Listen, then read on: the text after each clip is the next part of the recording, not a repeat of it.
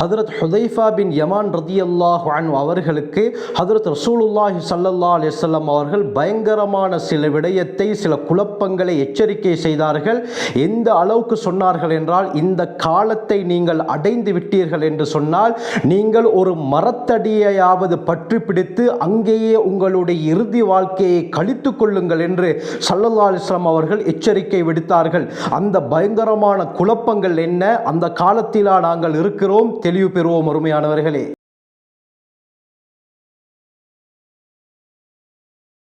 அல்ஹம்துலில்லாஹி ரப்பில் ஆலமீன், அஸ்ஸலாத்து வஸ்ஸலாமு அலா ரசூலில்லாஹி அம்மா பஅத். கண்ணியத்திற்குரிய இறைவனின் நல்லடியார்களே, அல்லாஹ்வின் சாந்தியும் சமாதானமும் என்றென்றும் நம் அனைவர் மீதும் உண்டாவதாக. ஹதரத் ஹுதைஃபா இப்னுல் யமான் ரலியல்லாஹு அன்ஹு அவர்களுக்கு சொல்லப்படக்கூடிய சிறப்பு பேரு தான் சாஹிபு சிர், இரகசிய தோழர், சீக்ரெட் ஏஜென்ட் என்பதாக கூறப்படும்.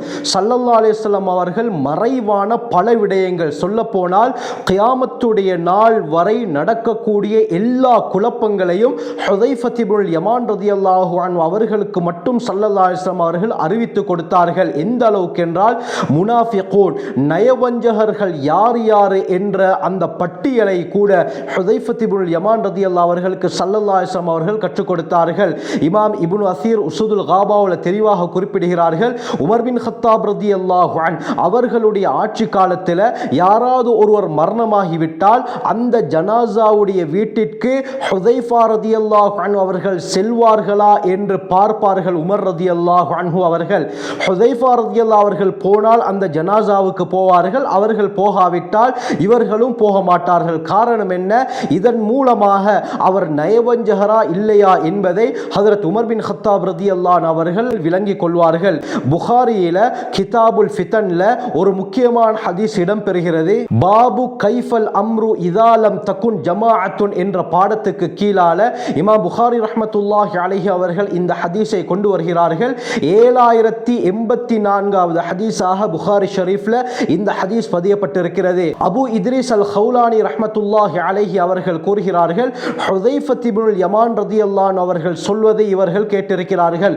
ஹுதைஃபா ரலியல்லாஹு அன்ஹு அவர்கள் தங்களுடைய மாணவர்களுக்கு இந்த விடயத்தை சொன்னார்கள். ஹதரத் ரசூலுல்லாஹி ஸல்லல்லாஹு அலைஹி வஸல்லம் அவர்கள்ட்ட சஹாபாக்கள் எப்பொழுதுமே நல்ல விடயத்தை பற்றி தான் கேட்பார்கள், ஆனால் நான் எப்பொழுதுமே கெட்ட விடயம், எதிலே கெடுதிகள் இருக்கின்றனவோ அந்த விடயத்தை தான் அதிகமாக கேட்பேன். ஏன்? அந்த விடயத்தை விட்டு நான் பாதுகாப்பு பெற்றுக் கொள்வதற்காக, அந்த விடயம் என்னை அண்டாமல் இருப்பதற்காக வேண்டி நான் ஃபித்னாக்களுடைய கெடுதியான விடயங்களை கேட்டு கேட்டு அதிலிருந்து நான் தவிர்ந்து கொள்வேன். ஒரு தடவை ஹதரத் ஸல்லல்லாஹு அலைஹி வஸல்லம் அவர்களை பார்த்து நான் சொன்னேன், யா ரசூலல்லாஹ், நாங்கள் ஜாஹிலியாவுடைய காலத்தில் கெடுதியின் மீது இருந்தோம். அல்லாஹ் சுப்ஹானஹு வ தஆலா இந்த மார்க்கத்தை, இந்த நலவை நமக்கு கொண்டு வந்து சேர்த்திருக்கிறான்.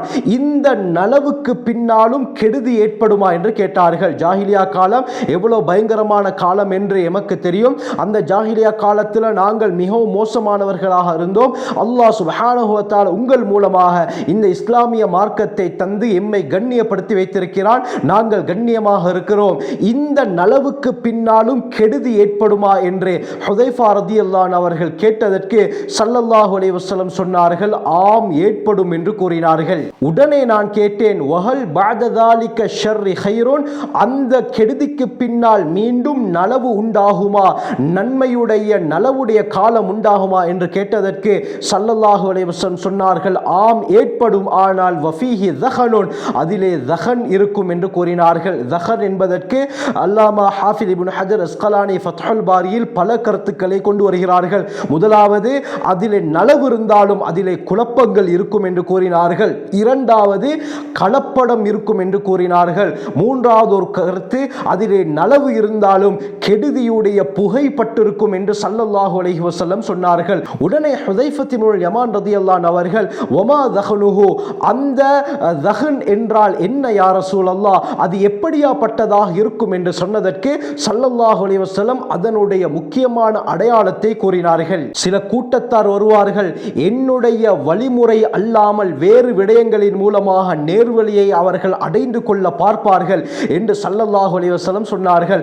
நபி அவர்களுடைய சுன்னா புறக்கணிக்கப்பட்டுவிடும். இது சுன்னத்து தானே, இது செய்ய வேண்டுமா, இது ஃபர்து கிடையாது என்று எத்தனையோ பேர் சொல்வதை நாங்கள் கேட்டிருக்கிறோமா? இல்லை அருமையானவர்களே, சுன்னத் அப்படியே இல்லாமல் ஆக்கப்பட்டுவிடும். இதனால தான் ஸல்லல்லாஹு அலைஹி வஸல்லம் இன்னொரு ஹதீஸை சொன்னாங்க, சஹீஹ் முஸ்லிமுடைய ரிவாயத், மன் தமஸ்ஸக பிசுன்னதி இந்த ஃபசாதி உம்மதி, என்னுடைய சமுதாயம் குழப்பத்திலே இருக்கும் பொழுது யார் என்னுடைய ஒரு வழிமுறையை பற்றி பிடித்துக் கொள்கிறாரோ ஃபலஹு அஜ்ரு மிஅத்தி ஷஹீதீன், 100 உயிர் தியாகிகள் சுஹதாக்களுடைய நன்மையை அல்லாஹ் அவருக்கு கொடுக்கிறான் என்று ஸல்லல்லாஹு அலைஹி வஸல்லம் சொன்னார்கள். ஒரு சுன்னாவை, ஒரு வழிமுறையை பின்பற்றுவதனால் 100 சுஹதாக்களுடைய நன்மைகள் கிடைக்கும் என்று சொன்னால் அந்த காலம் எவ்வளவு பயங்கரமான காலமாக இருக்கும், நபி அவர்களுடைய சுன்னத் எந்த அளவுக்கு மங்கி போகக்கூடிய காலமாக இருக்கும் என்பதை நாங்கள் யோசித்து பார்க்க வேண்டும். அருமையானவர்களே, சொல்லிவிட்டு சொன்னார்கள், அந்த காலத்திலே அவர்கள் என்னுடைய வழிமுறை அல்லாத வேறு வழிமுறை அவர்கள் பின்பற்றுவார்கள். அதிலே சிலது நீ விரும்பினாலும் சில விடயத்தை நீ மறுப்பாய், அதிலே மிக்சிங் இருக்கும் என்று கூறினார்கள், கலப்படம் இருக்கும். என்னுடைய சுன்னத்துடன் சேர்த்து புதிய புதிய விடயத்தையும் அவர்கள் கலந்து அதிலே அவர்கள் நேர்வழியை தேட ஆரம்பித்து விடுவார்கள் என்று ஸல்லல்லாஹு அலைஹி வஸல்லம் அவர்கள் எச்சரிக்கை விடுத்தார்கள். பிறகு ஹுதைஃபா ரலியல்லாஹு அன்ஹு கேட்டார்கள், ஃபஹல் பஅத ஸாலிகல் கைர் ஷர்ருன், அந்த நலவுடைய காலத்துக்கு பின்னால் கெடுதி ஏற்படுமா யா ரசூலல்லாஹ் என்று மீண்டும் கேட்டதற்கு ஸல்லல்லாஹு அலைஹி வஸல்லம் சொன்னார்கள், ஆம், கெடுதியுடைய காலம் உண்டாகும். அந்த காலம் எப்படியாப்பட்டது தெரியுமா? துஆத்துன் அலா அப்வாபின் நார், நரகத்துடைய வாயில்களின் பக்கம் அழைக்கக்கூடிய சில அழைப்பாளர்கள் உருவாகுவார்கள். யாரெல்லாம் ஃபமன் அஜாபஹும், அவர்களுக்கு யாரெல்லாம் பதில் அளிக்கிறாரோ இவர்கள் சொல்வது தான் சரி என்று அவர்களுடைய பேச்சை கேட்டு அவர்களுக்கு பின்னால் யாரெல்லாம் செல்கிறார்களோ கதஃபூஹும், அவர்களை இவர்கள் நரகத்திலேயே போட்டு விடுவார்கள். ஏன்? அந்த அளவுக்கு அவர்கள் வழிகேட்டில் இருப்பார்கள், தானும் வழிகெட்டு மற்றவர்களையும் வழிகெடுப்பார்கள் என்பதைத்தான் இந்த வார்த்தையின் மூலமாக ஸல்லல்லாஹு அலைஹி வஸல்லம் அவர்கள் தெளிவாக சொன்னார்கள். புகாரியுடைய இன்னொரு ரிவாயத்தில் ஸல்லல்லாஹு அலைஹி வஸல்லம் தெளிவாக சொன்னார்கள். அந்த அடையாளத்தை பற்றியும் நான் தெளிவாக பேச இருக்கிறேன். அல்லாஹ் சுப்ஹானஹு வ தஆலா கடைசி காலம் வரும் பொழுது மார்க் அறிஞர்களுடைய உயிர்களை கைப்பற்றி விடுவான். அதற்கு பிறகு மடையர்கள், அறிவற்றவர்கள் தான் உலகத்தில் இருப்பார்கள். இத்தஹதன் நாசு ரூஸன் ஜுஹாலன், மக்கள் தலைவர்களாக மடையர்களை எடுத்துக் கொள்வார்கள். எனவே ஃபஅஃப்தௌ பிகைரி இல்மின், எந்தவித மார்க்க அறிவில்லாமல் அவர்கள் சர்வ சாதாரணமாக தீர்ப்பளிக்க ஆரம்பித்து விடுவார்கள். ஃபவல்லு வ அதல்லு, தானும் வழிகெட்டு மற்றவர்களையும் வழிகெடுப்பார்கள் என்று ஸல்லல்லாஹு அலைஹி வஸல்லம் சொன்னார்களே, அதைத்தான் ஸல்லல்லாஹு அலைஹி வஸல்லம் இந்த விடயத்திலே தெளிவுபடுத்தினார்கள். அல்லாஹ் நம் அனைவரையும் பாதுகாக்க வேண்டும். உடனே ஹுதைஃபா இப்னுல் யமான் ரலியல்லாஹு அன்ஹு அவர்கள், யா ரசூலல்லாஹ், அவர்கள் யார் என்று கேட்டதற்கு ஸல்லல்லாஹு அலைஹி வஸல்லம் அவர்கள் என்ன சொன்னார்கள் தெரியுமா? ஹும் மின் ஜில்தத்தினா வ அல்சினத்தினா, அப்படி என்று சொன்னால் மில்லத்தினா வ தீனினா, எங்களுடைய மார்க்கத்தை சேர்ந்தவர்கள், நம்முடைய மார்க்கத்தை கற்றவர்கள் தான். வயதகல்லமூன பி அல்சினத்தினா, நம்முடைய நாவுகளின் மூலமாக பேசுவார்கள். அப்படி என்றால் அல்லாஹ் ரசூலை பற்றி தான் அவர்களும் பேசுவார்கள். ஆனால் அவர்கள் என்ன செய்வார்கள்? மக்களை நரகத்தின் பக்கம் அனுப்புவார்கள் என்பதாக கூறினார்கள். எந்த விதமான அறிவு இல்லாமல் சிலர் இன்று இருக்கிறார்களே, அல்லாஹ் ரசூலை பற்றி பேசுகிறார்கள், ஆனால் மார்க்க விடயத்திலே தீர்ப்பளிக்கும் பொழுது எவ்வளவு மோசமான முறையிலே, சம்பந்தம் இல்லாத முறையிலே அவர்கள் தீர்ப்பளித்து உலக ஆதாயங்களுக்காக வேண்டி இன்று மார்க்கத்தை விற்கிறார்கள். அல்லாஹ் பாதுகாக்க வேண்டும். அருமையானவர்களே, இப்படியாப்பட்ட ஒரு காலம் உருவாகும் என்றார்கள் ஸல்லல்லாஹு அலைஹி வஸல்லம். இதை கேட்ட ஹுதைஃபா இப்னுல் யமான் ரலியல்லாஹு அன்ஹு அவர்கள் ஸல்லல்லாஹு அலைஹி வஸல்லம் அவர்களை பார்த்து கேட்டார்கள், யா ரசூலல்லாஹ் ஃபமா தஅமுருனி, இந்த காலத்தை நான் அடைந்து விட்டால் எனக்கு நீங்கள் எதை ஏவுகிறீர்கள்? இந்த நேரத்தில் ஸல்லல்லாஹு அலைஹி வஸல்லம் சொன்ன பதில் என்ன?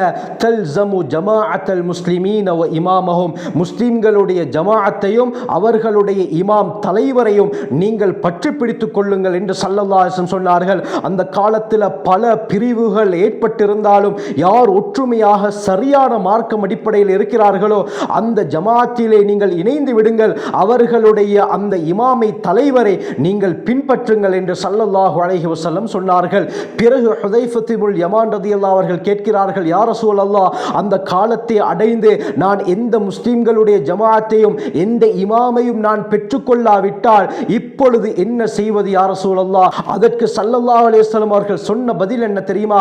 ஃபஅதஸில் தில்கல் ஃபிரகி குல்லிஹா, அந்த எல்லா பிரிவுகளையும் விட்டு நீங்கள் நீங்கி தனிமையாக இருந்து கொள்ளுங்கள்.